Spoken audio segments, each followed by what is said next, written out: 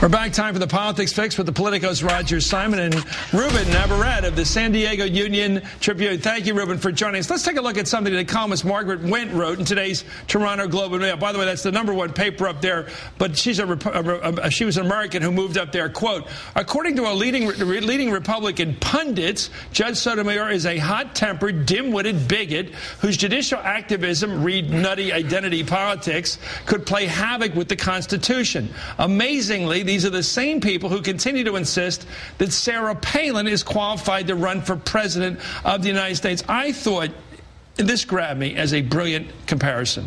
It really did, because the very qualities of Sotomayor, which is up on your bootstraps, studying hard, bringing yourself up, and then this other person that they seem to like based upon no preparation like that, no homework, no scholarships, no effort that's been to manifest. What's the story on the Republican? Why do they like somebody who's shown no sweat equity against somebody who's shown nothing but sweat equity? Because the question to them is ideology. Where do these two women stand on the issues? One is a liberal, one is a conservative. They like conservatives better.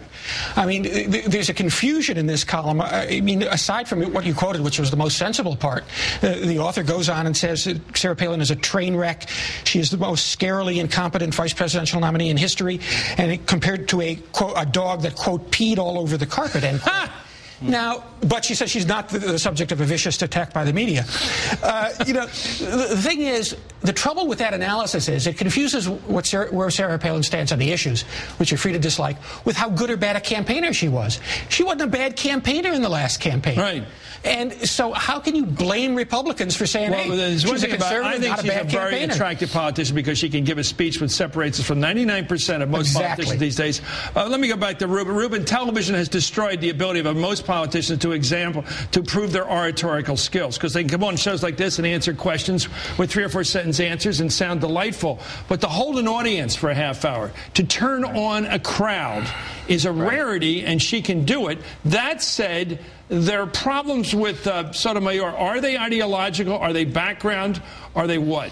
Because they're going to vote against her. Most Republican senators will vote against her. Yeah, I think that's true, Chris. I think that the White House is talking about maybe getting 10 Republicans to come along. They'll be lucky to get that, but it's possible. A lot of it is ideological. A lot of it is what's coming out in the hearings. This real discomfort that people have over this notion of a wise Latina and giving a better decision than a white male. I want to jump their guns here, but what about the temperament issue that Lindsey Graham raised late today? Yeah. That she's got a temperament problem when you've got a governor up in a state who just dropped the job, who just in the middle of her 4-year elected term just said, I think I'm going to do something else. Well, does that say something about temperament or flightiness, or what word would come to mind? It's situational ethics. I mean, I'm a fan of Sarah Palin in a lot of regards. You forgot to mention, not only can she draw a crowd, 20,000 people strong in many cases. She lit up the McCain campaign. That's no small thing. Every politician would love to draw crowds like that. So there's a lot to Sarah Palin and her appeal to folks. But, back to Sotomayor, I think the temperament issue is a false one, because obviously they've never been yelled at by Antonin Scalia. Harry Blackmun had a very bad temper. This idea that somehow you go to the Supreme Court and you mellow out, that's not true. Those folks can really yell at attorneys like anybody else. And so, what about McCain? And McCain has a famous temperament.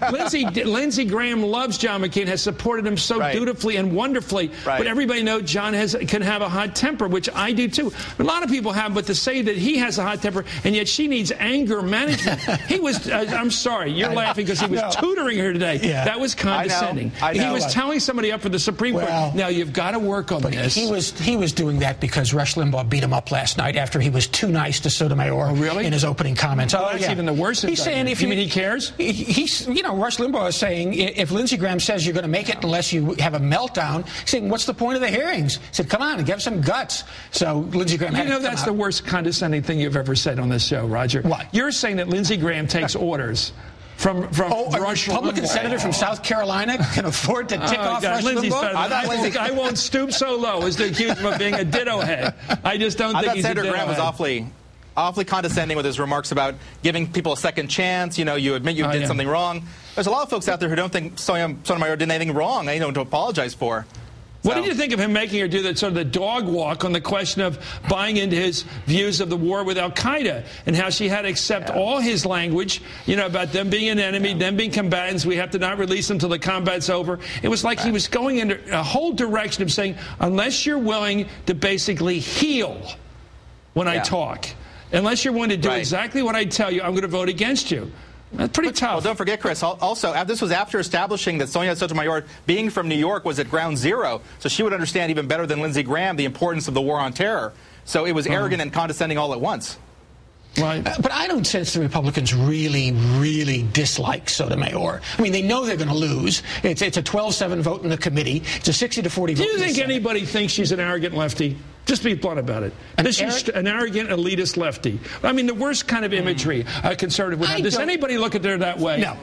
I don't think so. I don't think so either. And I don't. Let me ask you this: do you think we know what an arrogant liberal looks like? You know, you're supposed to be above everybody else, better educated, superior, look down on everybody culturally. They don't go to the right movies. They don't read the right books. Know them well. I don't think she's come across that way. No, but she's this person who's been a sweater. She's come across that way. She sweated her way to college. She didn't go there through genius. But they're not really angry with her. They know they don't want to be the party who blocks the first Hispanic justice of the Supreme Court. You're being political. And also, she's not a game changer.